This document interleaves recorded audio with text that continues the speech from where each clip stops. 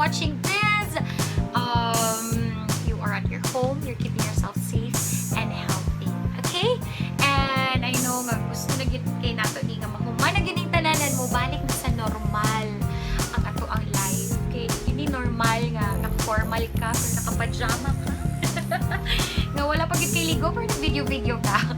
Well, anyway, I'll be sharing important things to you guys in this video. So I hope you stick up and stay tuned up till the end. Kay murag nag-enjoy na gid kay ang umang tao diha of sharing fake news, or maybe you're unaware that you're sharing it. So I hope you listen to these tips or more reminders for all of you.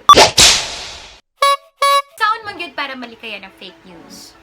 Una-una sa tanan, kung nakay makita nga information sa usa ka post or sa website, the best thing you can do kay mangita kag laing legit or reputable na mga sources kung asa maka-back up sa imong information.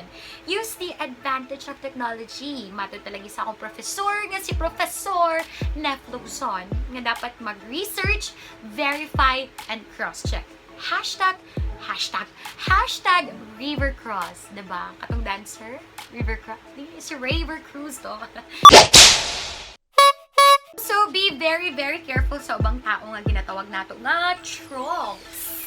So, kining nga mga tao, kining mga trolls, maayo kini sila mag-revive og mga old stories, diba? Para lang yun mag-confuse sa ato, para lang yun dibugon ta, para maghatag lang yun kaguol.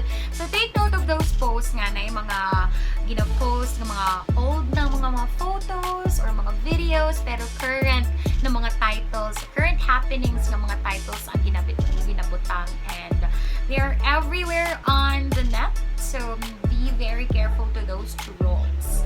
And again, don't forget, research, verify, and cross-check. Sa yun na kaya na siya timanan, and I hope before you share some posts, inyohan na ma-remember si River Cross. Si River Cross. And one more thing to share nga ako po, na-realize na ako nga, tama po di ay. And yun, so makasabot man kita na itong wala tayo load for internet sa ato ang cellphones, sa ato mga smartphones diha. And ang pinaka-importante mag-good is magbasahan nimo entirely ang content.